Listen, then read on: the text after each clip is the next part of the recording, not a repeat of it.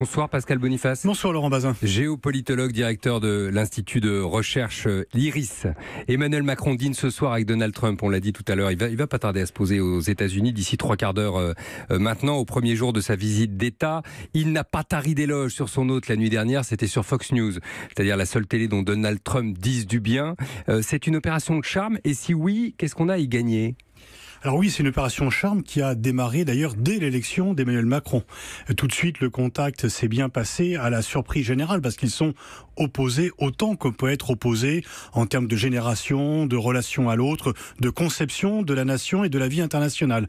Mais les deux ont été des outsiders qui n'étaient pas attendus, donc ils ont tous les deux... Exactement ce qu'a dit Emmanuel Macron cette nuit. Des mavericks. Ils ont tous les deux tabulé le système, effectivement. Je crois que Macron est avant tout un réaliste. Il sait que Donald Trump est là, qu'il l'aime ou qu'il l'aime pas, qu'il est là pour au moins une grande partie de son mandat et peut-être aussi la deuxième partie, parce qu'il n'est pas exclu qu'il soit réélu. Donc, à quoi bon créer des querelles inutiles ? L'idée, c'est de finalement le couvrir de compliments, tout en gardant une ligne politique qui est la sienne et exprimer des divergences lorsqu'elles existent. Et il y a de nombreux sujets où elles existent. On n'attire pas les abeilles avec du sel, mais avec du sucre. Voilà. J'ai l'impression que Macron adopte plus une démarche psychologique que stratégique avec finalement Donald Trump.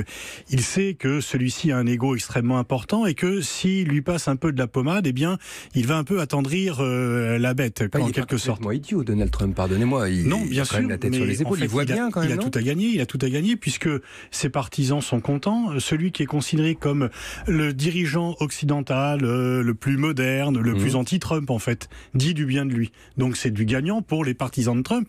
Alors cela ne va pas suffire, évidemment. On l'a vu, ça ne suffit pas à ce que Trump change d'avis sur des sujets importants, qu'il s'agisse de l'accord climat et voire le dossier le plus important aujourd'hui. Il y en a deux, c'est bien sûr les taxations sur l'acier et le dossier nucléaire iranien. Mais en même temps, il ne faut pas se faire d'illusions. Trump prend des décisions en fonction de son électorat, des décisions de politique intérieure et pas parce que un chef d'État avec lequel il aurait des bonnes relations lui dit qu'il est important de changer d'avis. À quel point ça joue les relations personnelles à ce niveau ?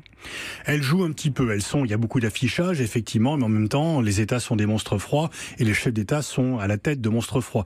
Donc les relations personnelles peuvent permettre d'éviter des couacs, peuvent permettre d'accélérer une entente sur les sujets sur lesquels il y a, peut permettre d'éviter qu'un différend se transforme en divergence grande et en affrontement.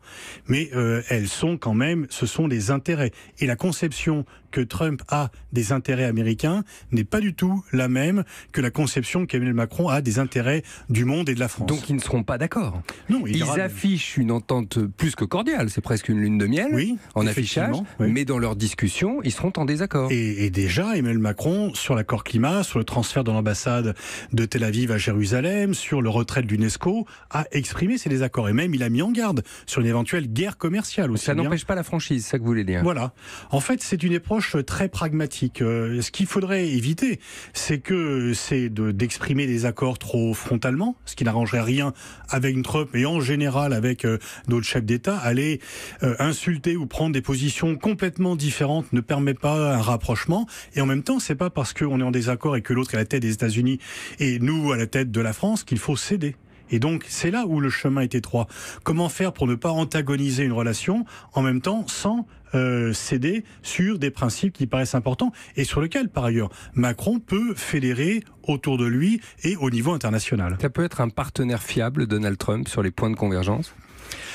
Alors fiable non, parce qu'il change souvent d'avis, mais en même temps on peut quand même lire son jeu. Il n'est pas aussi incohérent qu'on le dit. Il a quand même des grandes tendances. Je plais à mon électorat et j'essaye de plaire au complexe militaro-industriel. Donc ça rend quand même les choses plus prévisibles.